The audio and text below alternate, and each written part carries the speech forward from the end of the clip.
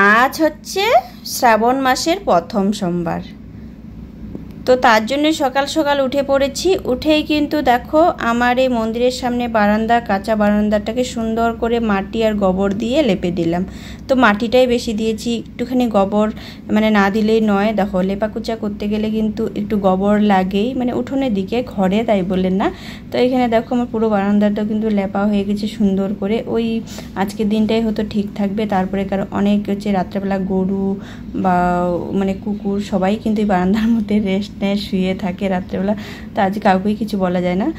তো তার জন্য দেখো এখন কিন্তু ঠিক আছে। এই তুলসী দালানটার চারপাশটা একটু ঘাস হচ্ছিলো, নোংরা, তো অনেকক্ষণ ধরে আমি চারপাশটা একটু পরিষ্কার করে দিলাম।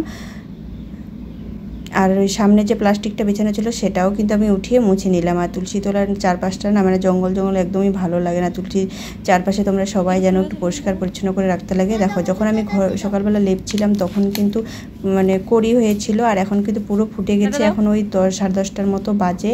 তো এদিকে দেখো রাজদীপ আজকে স্কুলে যাবে না, ওদের স্কুলে অনুষ্ঠান হচ্ছে বলে। আর রনকে ওর বাবা স্কুলে নিয়ে যাচ্ছে দেওয়ার জন্য। তো এখন অনেকটা বেলা হয়েছে মোটামুটি। তো আমার রান্নাবাড়ি কমপ্লিট, সবার খাওয়া দাওয়া কমপ্লিট, শুধু জাস্ট ঘর মুছবো। ঘরটাকে মুছে আমি স্নান করে পূজার দিকে যাব। তো চলো এদিকে দেখো তো মন্দিরেও মা অপেক্ষা হয়ে আছে। তো যেহেতু আজকে সোমবার উপোস করে আছি আমি, উপোস বলতে ওই আর কি মানে পুজো করে তারপরে খাওয়া দাওয়া করবো। আর এদিকে দেখো স্নান দান করে চলে এসেছি আমি মন্দিরে, মানে পুজো দেবো বলে প্রস্তুতি নিয়ে।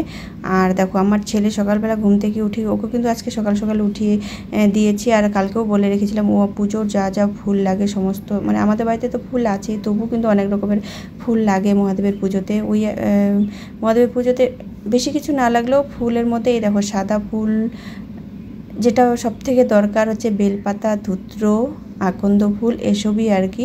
মহাদেবের পুজোয় আর কিছু থাকুক বা না থাকুক বেলপাতাটা হলেই যথেষ্ট। তবু আর কি মহাদেবের যেগুলো প্রিয় ফুল, তো সেগুলো, ধুত্র ফুল তো বাড়িতেই আছে, বেলপাতা আর বেলের ফল, বেলও কিন্তু নিয়ে আসছে রাজদীপ। এই দেখো এই সাদা ফুলের কিন্তু এখানে ওই হাইরোডে যে গাছগুলো হয় মাঝখানে যে সাদা ফুলের গাছ আছে সেখানে প্রচুর প্রচুর ফুল ফোটে। আর সকালবেলা অনেক লোক যায় ওখানে ফুল তুলতে। তো রাজদীপ ওখান থেকে গেছিলো। আর এই ফুলগুলো না আমি ওকে বলতেছি এতগুলো ফুল মানে দরকার ছিল না। আর ওইগুলো ফুলগুলো মানে বাঁচতে আর পুজো দিতে অনেকটা সময় লেগেছে, কারণ ওই ফুলের মধ্যে না অনেক কড়ি থাকে, কড়ি ফুল তো দেওয়া যায় না। তো দেখো আমি আমার মতো করে মহাদেবকে হচ্ছে বাড়িতে অভিষেক করে নিলাম। মহাদেবের মাথায় কাঁচা দুধ, দই, ঘি, মধু, যা যা জানোই আর কি। তো এখানে আজকে আমার বাবা সন্দেশ আর লাড্ডু নিয়ে আসছিলো, তো আমও নিয়ে আসছিলো। আমি আম দিইনি, সন্দেশ আর লাড্ডু দিয়ে পুজো দিয়েছি। আর এদিকে দেখো আমার পুজো দেওয়ার পরে কিন্তু আমি মন্দিরের ভাবলাম যে প্রসাদগুলো একবারে উঠিয়ে নিয়ে তারপরে খাওয়া দাওয়া করব। তো বেশ কিছুক্ষণ বসেই ছিলাম, আমি ভিডিও এডিট করার ছিল, তো ভিডিও এডিট করে তারপরে আমি দেখো দুই মন্দিরে পুজো তো হয়ে গেছে। আর আজকে এত এত ফুল না কি বলবো তোমাদেরকে। তো আমার মাকেও দেখো, মা তো ওই আর কি সাদা ফুল লাগে না, জবা ফুল দিয়েই। আর মহাদেবের চারপাশটা যেহেতু সাদা ফুলটা বেশি ছিল, তো সাদা ফুলটাই বেশি দিয়েছি আর কি। তো এখানে দেখো ওখান থেকে এখানেও আমি চলে এসেছি। পুজো শেষ করে খাওয়া দাওয়া করে রেস্ট করছিলাম। আর বাবা হঠাৎ করে এসে বলছে ব্যাংকে যেতেই হবে। তো চলো রেডি হয়ে বেরিয়ে পড়লাম বাইকে করে। যদিও বেশি সময় লাগে না, ওই 2-3 মিনিট সময় লাগে আমাদের ব্যাংকে যেতে। তো ব্যাংক থেকে আসছি অনেক তাড়াহুড়া করে বন্ধুরা। তার কারণ তাড়াহুড়া করেও গেছি, তাড়াহুড়া করেও আসছি। তার কারণ হচ্ছে আমরা গেছি 3:50 বাজে, তখন 4টার দিকে ব্যাংক কিন্তু বন্ধ হয়ে যায়, গেট বন্ধ করে দেয়।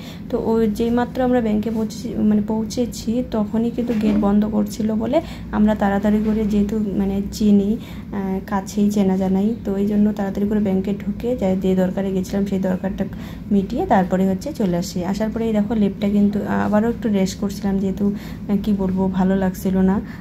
ব্যাংক থেকে এসেই কিন্তু তারপরে আর কিছুই করিনি দেখো। আর লেপটা কিন্তু অনেকক্ষণ মানে সারাদিনে মোটামুটি ছিল, রোদে দিয়ে রাখছিলাম। তো আমি উঠিয়ে রাখবো একটু বাইরে বুড়িয়ে, তারপরে ঘরের মধ্যে নিয়ে আসলাম। আরও একদিন রোদে দিতে হবে, যেহেতু বিছানার পাতা মানে ছিল, মানে পাতানো ছিল ব্যাগটা। আর রাখবো কোথায়, রাখারও জায়গা নেই, তার জন্যই হচ্ছে বিছানায় পেতে রাখছিলাম। তো যাই হোক, আর আমি ওইভাবে রাখবো না। তো এখন আমি কোনো বস্তায় বা যেতে ভরিয়ে রাখবো, সানসেটের উপরে একবারে শীতকালে বার করবো। আজকের মতো টাটা সবাইকে, দেখা হবে নেক্সট।